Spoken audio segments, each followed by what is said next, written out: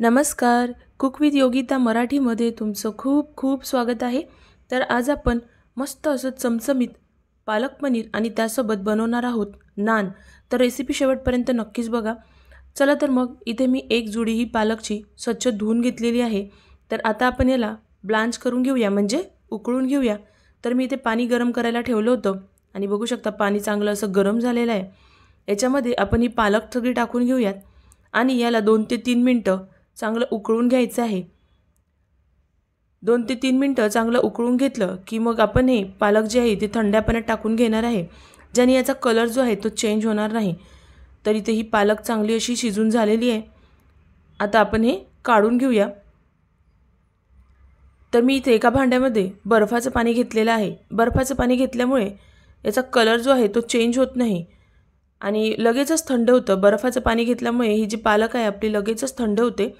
तर हे बघू शकता थंड झालेली आहे. आता आपण हे मिक्सरच्या भांड्यामध्ये टाकून घेऊया. यासोबतच याच्यामध्ये थोडीशी कोथिंबीरसुद्धा मी टाकून घेणार आहे आणि याच्यामध्ये थोडंसं पाणी टाकून घ्यायचं आहे. तर जे पाणी मी पालक उकळायला टाकलं होतं तेच पाणी याच्यामध्ये वापरायचं आहे. आणि आता याची आपण पेस्ट तयार करून घेऊया. तर मी हे मिक्सरला लावून घेते. तर बघू शकता ही पेस्ट आपली तयार झालेली आहे. तर आता आपण हे साईडला ठेवून घेऊया आणि एका कढईमध्ये 1 चमचा तेल टाकून घेतलेलं आहे. सोबतच इथे मी लसूण घेतलेला आहे, आल्याचा तुकडा घेतलेला आहे, हिरव्या मिरच्या घेतलेल्या आहेत. तर मी इथे हिरव्या मिरच्या जास्त घेतलेल्या आहेत. तुम्हाला कमी घ्यायची असेल तर तुम्ही इथे कमी घेऊ शकता, पण मी इथे तिखट कमी वापरणार आहे म्हणून मिरची इथे मी जास्त घेतलेली आहे. सोबतच 10-12 काजूचे तुकडे घेतलेले आहे आणि एक मोठा साईजचा कांदा घेतलेला आहे. आता याला 1-2 मिनटं चांगलं परतून घेऊया. तर इथे बघू शकता कांदा आपला चांगला परतून झालेला आहे. आता याच्यामध्ये टोमॅटो टाकून घेऊयात. तरी मी इथे 2 मीडियम साईजचे टोमॅटो कट करून घेतलेले आहे आणि आता याला चांगलं असं मिक्स करून घेऊया. आणि आता आपल्याला हे चांगलं असं शिजवून घ्यायचं आहे. तर आता हे आपण झाकून ठेवून हे चांगलं शिजवून घेते. तर तोपर्यंत हे जे शिजतं आहे तोपर्यंत आपण इथे नानसाठी पीठ मळून घेऊया. त्यासाठी 1 वाटी मैदा आणि 1 वाटी गव्हाचं पीठ घेतलेलं आहे. तुम्ही याच्यामध्ये पूर्ण मैदा घेऊ शकता किंवा पूर्ण गव्हाचं पीठ देखील घेऊ शकता. सोबतच इथे पाव चमचा बेकिंग पावडर घेतलेला आहे आणि अगदी थोडासा बेकिंग सोडा घेतलेला आहे. दोन्ही याचा वापर करायचा आहे, बेकिंग पावडर आणि बेकिंग सोडा. सोबतच चवीपुरतं मीठ टाकून घ्यायचं आहे. 1 वाटी दही टाकून घेऊया आणि 1 मोठा चमचा तेल टाकून घ्यायचं आहे. आणि सर्वात आधी हे सगळं आपण मिक्स करून घेऊया. तर हाताने याला चांगलं असं मिक्स करून घ्यायचं आहे. म्हणजे दही, सोडा, मीठ जे सगळं टाकलेले जिन्नस आहे ना ते सगळे पिठात मिक्स झाले पाहिजे. यासाठी चांगलं असं हाताने आधी मिक्स करून घ्यायचं आहे. हे चांगलं असं मिक्स करून झालं की आता याच्यामध्ये थोडं थोडं करून पाणी टाकायचं आहे आणि याचा आपण गोळा तयार करून घेऊया. तर इथे मी इथे चांगलं हे पीठ मळून घेते आणि इथे बघू शकता आपला हा गोळा तयार करून झालेला आहे. याच्यावर थोडंसं तेल टाकून घ्यायचं आहे. आता तेल चांगलं असं पिठाला लावून घेऊया.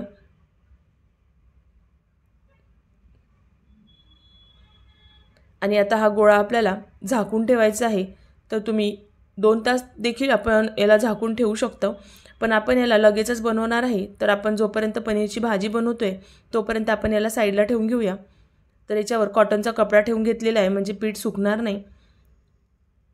दुसरीकडे आपला जो मसाला शिजायला ठेवला होता तो देखील आपला चांगला असा मऊसूत शिजलेला आहे. तर इथे बघू शकता टमाटर आपले चांगले असे शिजलेले आहे. तर याला थोडंसं थंड करून घेऊया. तर इथे हे सगळं थंड करून झालेलं आहे. आता एका मिक्सरच्या भांड्यामध्ये हे सगळं टाकून घेऊया. रेसिपी तुम्हाला कुठल्याही क्षणी थोडी जरी आवडली ना तर व्हिडिओला लाईक नक्कीच करा.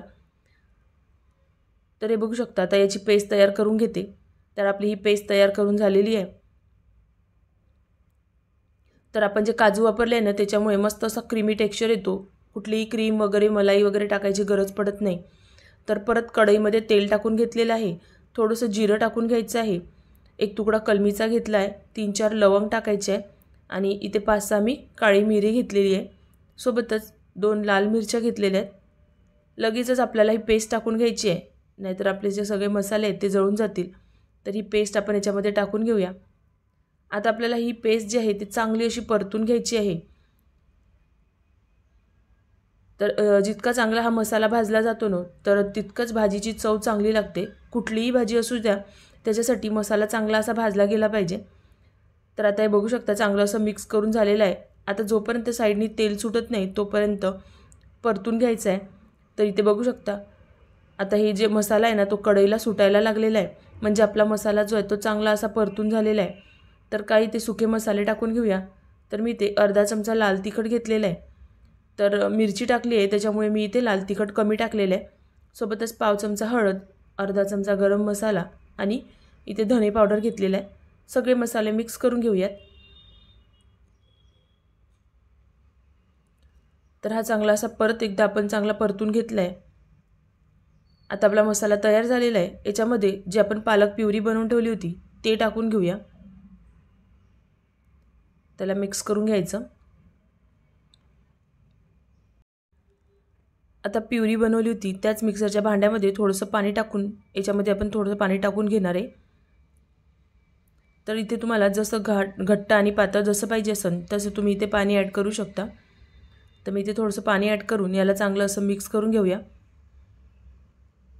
हे थोडंसं पातळ दिसतंय पण जसं जसं हे शिजेल ना तसं तसं हे घट्ट येईल। तर याच्यानंतर जे आपण पनीर घेतलं होतं ते याच्यामध्ये टाकून घेऊया। तर मी इथे पाव किलो पनीर घेतलं आहे। आता याला चांगलं मिक्स करून घ्यायचं आहे।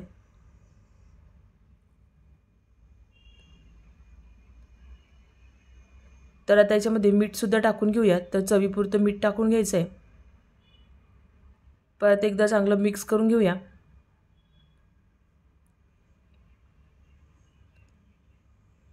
आता आपण याला झाकून 3 ते 4 मिनिटं चांगलं असं उकळी येऊ देणार आहे। तर आता बघून घेऊया। तर बघू शकता मस्त अशी आपली ही पालक पनीरची भाजी तयार झालेली आहे।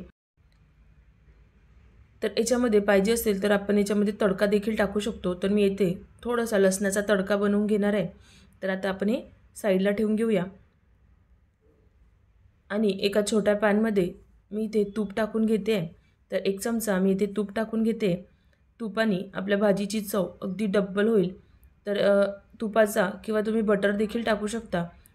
मी इथे तुपाचा वापर केलेला आहे। यासोबतच बारीक चिरलेलं लसूण टाकून घेऊया। तर लसूण चांगलं असं परतून घेऊया। लसूण चांगलं परतून झालं की याच्यामध्ये थोडंसं लाल तिखट टाकून घ्यायचं आहे। आणि आता आपला हा तडका तयार झालेला आहे। हा तडका आपण भाजीवर टाकून घेऊया। तर बघू शकता या पद्धतीने हा तडका टाकून घेऊया। तर या तडक्याने भाजीची चव खूप छान लागते, तर नक्कीच टाका। तर आता आपली मस्त अशी पनीरची भाजी तयार झालेली आहे। तर तुम्हाला ही पनीरची भाजी कशी वाटली ते देखील मला कमेंट बॉक्समध्ये नक्कीच सांगा। तर आता आपण नान बनवणार आहोत। त्यासाठी आपलं पीठ देखील मस्त असं सॉफ्ट झालेलं आहे। तर इथे बघू शकता मस्त असं हे नरम झालेलं आहे। तर पीठ जेवढं चांगलं मुरेल ना तेवढी ही नान मस्त अशी सॉफ्ट होते। तर आता आपण याचा एक गोळा तोडून घेऊया आणि येथे पोळपाटवर आपल्याला हे लाटून घ्यायचं आहे। तर थोडंसं पीठ टाकून घेतलेलं आहे। तर सर्वात आधी थोडंसं असं आपण याला पसरवून घेणार आहे। तर लाटण्याने असं पसरवून घेते। त्याच्यानंतर यावर थोडीशी कलौंजी टाकून घेऊया। सोबतच थोडीशी कोथिंबीर देखील टाकून घेऊया। तर आता याला आपण लाटून घेणार आहे। तर तुम्ही इथे पातळ किंवा जाड कुठल्याही याच्यामध्ये करू शकता। तर मी इथे थोडेसे पातळच करणार आहे। सोबतच इथे तुम्ही गोल शेपमध्ये करू शकता किंवा जे हॉटेलमध्ये मिळतात ना असे लांब कट तसे पण सुद्धा करू शकता। तर मी इथे या पद्धतीने करून घेतलं आहे। आता दुसऱ्या साईडला थोडंसं पाणी लावून घ्यायचं आहे। तर ही पाणी लावलेली साईड मी इथे तव्यावर टाकून घेतली आहे। तर तो व्हिडिओ जरा माझ्याकडून स्किप झालेला आहे। तर ज्या साईडला पाणी लावतो ना तो साईड मी इथे खाली टाकून घेतलेला आहे आणि इथे बघू शकता असे बबल्स आले की आता आपण याला दुसऱ्या साईडनी या पद्धतीने गॅसवर भाजून घेणार आहे। तर बघा कलर बघा किती मस्त आलेला आहे। तर आपली ही इथे नान तयार झालेली आहे। तर आपण याला दुसऱ्या साईडने देखील बघून घेऊया। तर ही घरी बनवलेली नान जी आहे ना तर हॉटेलपेक्षा देखील मस्त बनते। तुम्ही एकदा नक्कीच ट्राय करून बघा। तर आता आपण याच्यावर तूप लावून घेतोय तर तुम्ही याच्यावर बटर देखील लावू शकता किंवा तुम्हाला बटर गार्लिक नान बनवायची असेल ना, तर जेव्हा आपण कोथिंबीर वगैरे टाकली त्याच्यावर थोडंसं आपण गार्लिक म्हणजे लसूणसुद्धा बारीक चिरलेला टाकू शकतो. ती बटर गार्लिक नान होते. तर इथे बघू शकता तूप लावून घेतलेलं आहे आणि मस्त अशी आपली ही नान तयार झालेली आहे. तर आता एका प्लेटमध्ये काढून घेऊया. तर ही नान आणि हे जे पनीरची भाजी आहे ना, याची चव एकदम मस्त लागते. तर या पद्धतीने नक्कीच ट्राय करून बघा. तर तुम्हाला ही रेसिपी कशी वाटली ते देखील मला कमेंट बॉक्समध्ये नक्कीच सांगा. तर तुम्ही हॉटेलमध्ये कित्येकदा ही नान खाल्ली असेल, पण एकदा घरी नक्कीच बनवून बघा. घरी बनवलेली नान ना हॉटेलपेक्षाही मस्त बनते. चला तर मग भेटूया अशाच नवनवीन रेसिपींसोबत. तुम्ही जर माझ्या चॅनलवर नवीन असाल तर चॅनलला सबस्क्राईब करा आणि व्हिडिओला लाईक नक्कीच करा. Bye bye. Take care.